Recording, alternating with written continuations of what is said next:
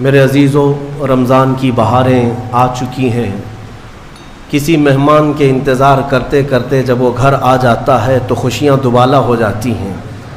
یہ اللہ تعالیٰ کا کتنا بڑا کرم و احسان ہے کہ رجب سے ہم دعا کرتے رہتے ہیں کہ اے اللہ رجب و شعبان میں برکت دے دے اور رمضان تک ہماری زندگی کو پہنچا دے، اور رب تعالیٰ نے آپ سب کی سن لیا اور رمضان آپ سب کو دے دیا۔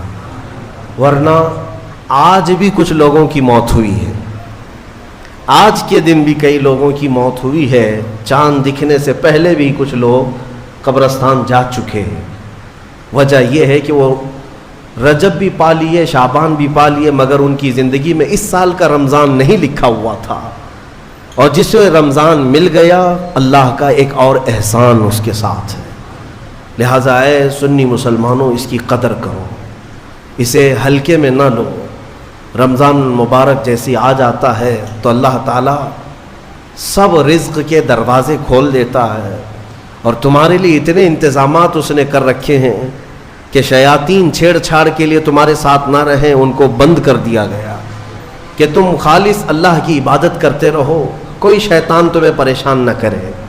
اسی لیے تو قید کر کے رکھا گیا شیطانوں کو، جب تک عید کا چاند نظر نہیں آئے گا کوئی شیطان نہیں اترے گا۔ میرے عزیزوں، اللہ تعالیٰ نے تمہارے لیے انتظامات اتنے کیے، یہاں تک کہ حدیث رسول ہے، میرے آقا فرماتے ہیں قیامت کے دن رمضان اور قرآن جس کی حمایت میں کھڑے ہو گئے اس سے جنت میں جانا واجب ہو جائے گا، جس کی یہ شفاعت کر دیں رمضان اور قرآن۔ اور ساتھ میں میرے آقا صلی اللہ علیہ وسلم نے یہ بھی فرمایا، یاد رکھو رمضان اور قرآن جس کے خلاف کھڑے ہو گئے تو پھر اس کو دوزخ میں جانا واجب ہو جائے گا۔ اللہم اجعل القرآن حجتا لنا لا حجتا علینا، اے اللہ قرآن کو ہمارے لیے سفارشی بنا، مددگار بنا، ہمارے خلاف مقدمہ کرنے والا نہ بنا۔ آج رمضان المبارک کی جو خصوصیات ہے وہ تراویح کی شکل میں ہمیں ملی ہے۔ بہت سارے لوگوں کو ایسا لگتا ہے کہ 20 رکعت ہے، لمبی ہے، کون پڑھے گا، پھر پڑھ لیں گے، پھر دیکھ لیں گے۔ جس کے اندر یہ سستی اور کاہلی آئی، یہ علامت میں بتا رہا ہوں آپ کو، علامت حدیث رسول ہے، نماز صرف منافق پر بھاری ہوتی ہے، مومن پر نہیں۔ مومن ہوگا تو نماز میں لذتیں محسوس کرے گا، منافق ہوگا تو اس کے لیے نماز اور بھاری ہوگی۔ ارے امام صاحب اتنی لمبی قرات کرتے ہیں، کھڑے ہیں تو کھڑے ہو گئے، رکوع میں جا ہی نہیں رہے، یہ کس کو بھاری لگتی ہے؟ جس کے اندر نفاق ہو۔ وَإِنَّهَا لَكَبِيرَةٌ إِلَّا عَلَى الْخَاشِعِينَ، آج ہم نے تلاوت بھی کیا اس آیت کو پہلے پارے میں۔ رب تعالیٰ فرماتا ہے یہ اللہ سے خوف کرنے والوں کے لیے نماز بھاری ہو ہی نہیں سکتی، منافقین کے لیے یہ بھاری ہے۔ قرآن میں ان کی صفت بیان کیا اللہ تعالیٰ نے، منافقین جب نماز کے لیے کھڑے بھی ہوتے ہیں، یراؤن الناس، لوگوں کو دکھانے کے لیے کھڑے ہوتے ہیں، اور لوگوں کو دکھانے کے لیے کھڑے ہوتے ہیں، ان کا ایمان نہیں ہوتا کہ اس نماز سے کچھ ملے گا۔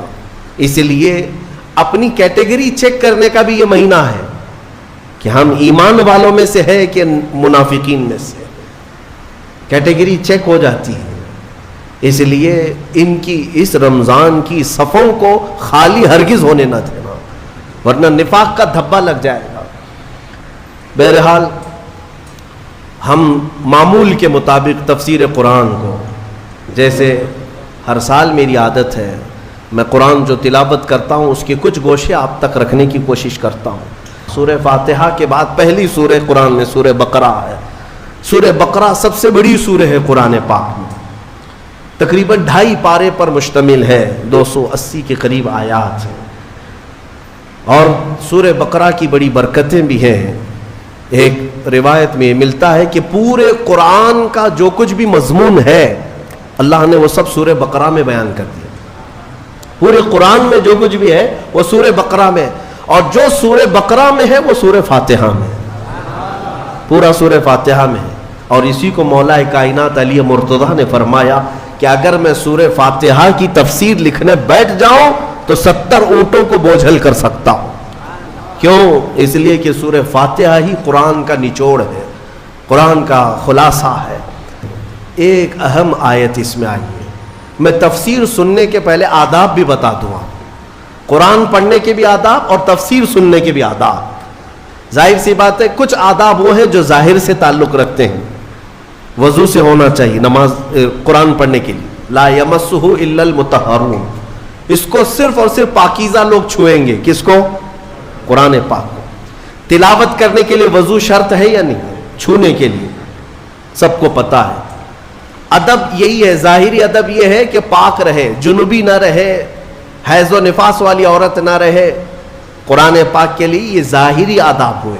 کچھ باطنی آداب بھی ہیں. قرآن پڑھنے کے لیے کچھ باطنی آداب بھی ہیں. تم 10 بار نہا لو, 10 بار وضو کر لو, قرآن کو ظاہری آداب کے اعتبار سے چھو تو سکتے ہو.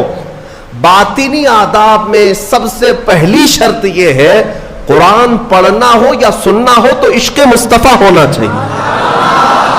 ہاں, بغیر حب مصطفیٰ کے اگر قرآن پڑھے گا تو پھر گمراہی کی طرف بھی جا سکتا ہے. قرآن تو قرآن ہے. حدیث رسول کے بارے میں کہا گیا, بخاری شریف کے بارے میں, کہ بے عشق مصطفیٰ پڑھتے ہیں جو بخاری. سنا ہے نا آپ نے؟ بے عشق مصطفیٰ جو پڑھتے ہیں بخاری. آتا ہے بخار, ان کو آتی نہیں بخاری. بخار آ جائے گا لیکن بخاری نہیں آئی. جب بخاری کے لیے عشق مصطفیٰ ضروری ہے تو پھر قرآن کے لیے کتنا ہے. اس لیے سب سے پہلی چیز میں آپ کو یہ بتا دوں, قرآن پڑھنا ہے یا سننا ہے, عشق مصطفیٰ شرط ہے. شرط ہے. محمد کی محبت دین حق کی شرط اول ہے. اسی میں ہو اگر خامی تو سب کچھ نامکمل ہے. قرآن کی ایک آیت سنا ہوگا نا آپ نے, لقد جاءکم من اللہ نور, قد جاءکم من اللہ نور و کتاب مبین. مشہور آیت ہے. اللہ فرماتا ہے بے شک اللہ کی طرف سے ایک روشن کتاب. قد جاءکم من اللہ نور و کتاب مبین. بے شک اللہ کی طرف سے ایک نور آیا اور ایک روشن کتاب. ایک نور آیا اور ایک روشن کتاب. توجہ چاہتا ہوں, کیا چیزیں آئی اللہ کی طرف سے؟ ایک نور آیا اور ایک روشن کتاب. نور کون ہے سنیوں کو سمجھانے کی ضرورت نہیں. دوسرے لوگ تعویل کرتے ہیں نور سے مراد وہ ہے, نور سے مراد یہ ہے. ہم تو کہتے ہیں صبح طیبہ میں بٹتا باڑا, صدقہ لینے نور کا آیا ہے تارا. ارے ہمارا مزاج تو یہ ہے, بریلی کے امام نے ہمیں یہ سمجھایا ہے,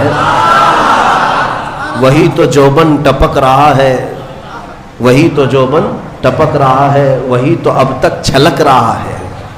ہم نہانے میں جو گرا تھا پانی کٹورے تاروں نے بھر لیے تھے. یعنی یہ ستاروں کی جو چمک ہے نا, تم کیا سمجھتے ہو؟ سائنٹیفک اعتبار سے کہتے ہیں کہ سورج کی روشنی کھینچ کر رات کو تارے چمکتے ہیں. ہم نے سوال کیا پھر سورج کس کی روشنی کھینچتا ہے؟ سورج کس کی روشنی کھینچتا ہے؟ وہ روشنی سمجھنے کے لیے بریلی کے امام کی زبان میں پڑھنا پڑے گا. سورج ہو کہ چاند ہو, اعلیٰ حضرت فرماتے ہیں کہ اتار کر ان کے رخ کا صدقہ, اتار کر ان کے رخ کا صدقہ, وہ بٹ رہا تھا نور کا باڑا. اچھل اچھل کر جبی, یہ چاند و سورج اچھل اچھل کر جبی کی خیرات مانگتے تھے. معراج کی شب میں چاند سورج اچھل اچھل کر جبی کی خیرات مانگتے تھے کہ اللہ یہ تیرے حبیب کا جو اترن ہے نہانے میں جو گرا ہے اور پیشانی مبارکہ سے جو پانی ٹپکا ہے, چاند کہتا ہے وہ میری جھولی میں دے دیا جائے اور سورج کہتا ہے میری جھولی میں دے دیا جائے. جو بات میں عرض کر رہا ہوں وہ یہ ہے کہ قرآن میں اللہ نے کیا فرمایا, بے شک اللہ کی طرف سے تمہارے پاس کیا آیا, ایک نور آیا اور دوسرے روشن کتاب. جس کو ہم نے آج پڑھا وہ روشن کتاب. تراویح میں جو پڑھا وہ کون سی کتاب ہے؟ روشن کتاب. روشن ہی ہے حقیقت میں, جو پڑھتا ہے وہ بھی روشن ہوتا. روشن کتاب آئی اور ایک نور آیا. دونوں کا کیا کمبینیشن ہے, دونوں کا کیا تعلق ہے؟ اللہ کی طرف سے ایک نور آیا اور ایک روشن کتاب. یہاں اگر ایسا ہوتا کہ بے شک اللہ کی طرف سے کتاب آئی اور ایک نور آیا, نہیں, اللہ کی طرف سے ایک نور آیا پھر روشن کتاب. پتہ یہ چلا لائٹ سب بند کر دیں اور کتاب کھولیں, کیا پڑھ پاؤ گے؟ پڑھ پاؤ گے؟ ساری لائٹ میں بند کرتا ہوں اور تمہارے سامنے کتاب رکھتا ہوں، پڑھو، کچھ نہیں پڑھ پاؤ گے، ادھر سے ادھر انگلیاں پھیر سکتے ہو، پڑھنے کے لیے روشنی ہونا یہ ضروری ہے، بغیر روشنی کے کتاب نہیں پڑھی جا سکتی۔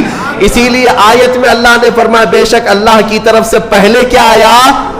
نور آیا، پھر کیا آئی؟ روشن کتاب۔ اب اس روشن کتاب کے لیے یہ کرنٹ والی لائٹ نہیں، نور مصطفیٰ کی روشنی ضروری ہے۔ جب نور مصطفیٰ میں پڑھو گے تو اس کتاب سے ہدایت بھی پاؤ گے۔ الحمدللہ اہل سنت و جماعت کے حصے میں وہ ہدایت آئی کہ ہم عشق مصطفیٰ کی زبان میں قرآن پڑھتے ہیں، الحمدللہ۔